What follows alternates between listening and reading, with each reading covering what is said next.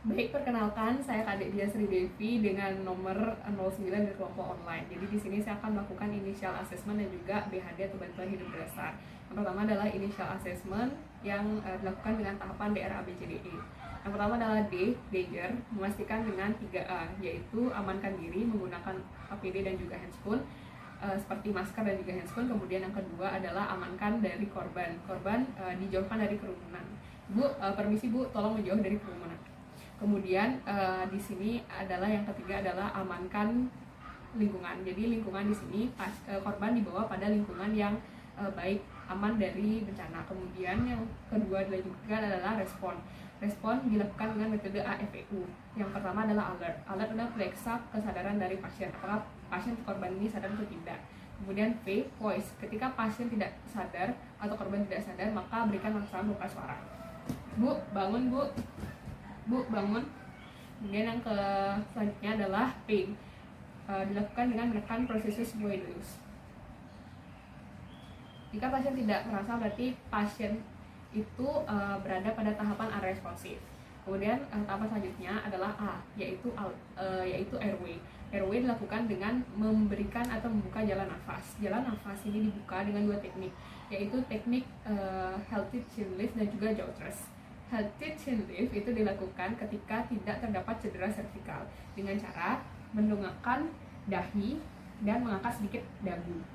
Kemudian tahapan kedua adalah tahapan jaw thrust. Jaw thrust ini dilakukan apabila korban mengalami cedera servikal dengan cara mendongakkan kepala pasien, kemudian tangan kanan dan kiri, jari-jari berada pada bagian lateral dari mandibularis. Kemudian ibu jari itu membuka bagian maxillaris dari mulut korban. Kemudian tahapan selanjutnya dilakukan adalah membersihkan jalan nafas. Membersihkan jalan nafas di sini dilakukan dengan membentuk telunjuk seperti kite, membuka mulut pasien, kemudian masukkan tangan ke mulut pasien dengan membentuk jari telunjuk membentuk seperti kite. Kemudian dikeluarkan benda asing yang menutupi jalan nafas pasien. Kemudian tahapan selanjutnya yang dilakukan adalah B atau break.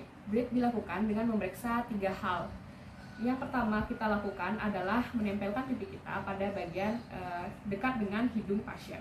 Jadi di sini yang dirasakan adalah yang pertama dilihat look, yaitu pergerakan dada dari pasien atau korban, apakah terjadi pergerakan atau tidak.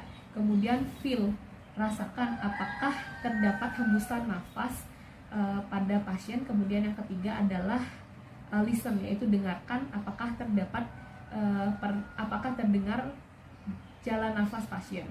Kemudian tahapan selanjutnya adalah jika pasien ini tidak terasa atau tidak bernafas, yang dilakukan selanjutnya adalah pemberian bantuan nafas. Pemberian bantuan nafas bisa dilakukan dengan 3 cara, yaitu dari mulut ke mulut, kemudian dari mulut ke hidung, dan dari mulut ke stroma. Yang pertama dilakukan adalah dari mulut ke mulut. Dari mulut ke mulut dilakukan dengan membuka menutup hidung dari pasien, kemudian membuka mulut, dan mulut dari kita ditempelkan sepenuhnya pada mulut korban. Kemudian yang kedua itu adalah teknik dari mulut ke hidung.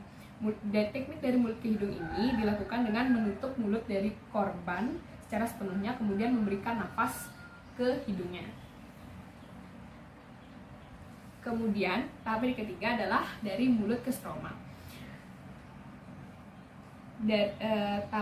Setelah breath, yang selanjutnya adalah circulation. Jadi circulation di sini dinilai adalah apakah terdapat apakah terasa nadi karotis dari pasien. Nadi karotis dilakukan dengan mengecek pada bagian lateral dari tiroid. Kemudian periksa kesadaran pasien, apakah dia sadar atau tidak. Kemudian dilihat kulitnya, apakah dia kulitnya keabu-abuan, pucat, dan lain sebagainya. Kemudian setelah C itu adalah D, yaitu disability. Jadi pada disability ini yang dinilai adalah sama seperti di respon, yaitu AFU tadi sudah dinilai. Yang selanjutnya dilakukan adalah GCS, yaitu menilai koma scale-nya. Yang pertama adalah eye. Eye dilihat di sini matanya, apakah dia terdapat ada respon matanya atau tidak. Kemudian yang kedua adalah voice, panggil pasien ibu dengan ibu siapa. Kemudian jika dia merespon dengan baik itu nilainya 5. Kemudian selanjutnya adalah respon berupa motorik. Pemberian respon berupa motorik di mana pasien atau korban diminta untuk melakukan sesuatu. Ibu tolong duduk. Jika pasien dapat melakukan instruksi dengan baik maka nilainya 6. Kemudian selanjutnya dilakukan adalah menilai respon pupil. Jadi respon pupil di sini menggunakan rangsangan berupa cahaya. Jadi dilihat di sini ketika dirangsang cahaya itu apakah dia merespon atau tidak, apakah responnya cepat atau lambat, maupun isokorik maupun aneskorik. Kemudian yang selanjutnya terakhir adalah E atau exposure. Nah, exposure di sini dengan cara membuka pakaian pasien agar memudahkan evaluasi. Kemudian dilakukan selanjutnya adalah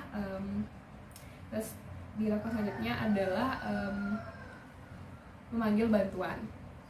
Kemudian setelah initial assessment selesai dilakukan, di sini dilakukan adalah BHD. Kemudian yang saya lakukan adalah BHD. Yang pertama dilakukan adalah yang pertama gunakan APD lengkap.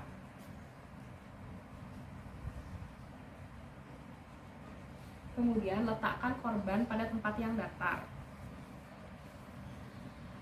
Yang kedua, panggil bantuan pada ambulan di 118 ke 119. Kemudian yang ketiga adalah cek nadi karotis, apakah terdapat denyutan nadi atau tidak. Kemudian cek jalan nafas dengan melakukan 3, look, feel, dan listen, dengan menempelkan pipi pada wajah pasien. Lihat apakah ada pergerakan dada, kemudian rasakan apakah ada hembusan nafas, dan juga dengarkan apakah pasien bernafas atau tidak. Kemudian di sini dilakukan adalah jika tidak terasa adanya pernafasan dan juga denyut nadi karotis juga tidak teraba, maka lakukan BHD atau CPR. CPR dilakukan dengan berdiri di sebelah kanan pasien, kemudian tangan kiri dan kanan memompa pada bagian lateral dari sternum di sebelah kiri bagian sinistra. Kemudian di sini dilakukan kompresi 5 siklus. Jadi satu siklus itu terdiri dari 30 kali kompresi dan 2 kali pemberian nafas. Jadi dilakukan kompresi, tangan tidak boleh ditekuk. Kemudian dikompresi sebanyak 30 kali. 1, 2, 3, 4, 5, 6, 7, 8, 9, 10, 11, 12, 13, 14, 15, 16, 17, 18, 19, 20, 22, 23, 24, 25, 26, 27, 28, 29, 30. Kemudian tahapan selanjutnya adalah pemberian nafas.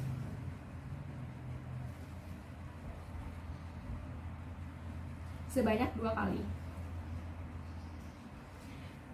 Setelah itu siklus ini dilakukan sebanyak 5 kali. Kemudian setelah siklus selesai dilakukan sebanyak 5 kali, periksa kembali kesadaran dari pasien dengan metode AFVU. Jika pasien sudah sadar, maka baringkan pasien dengan recovery position. Dengan membaringkan pasien sebelah kiri, kemudian tangan kanan menekuk dan kaki kiri menekuk.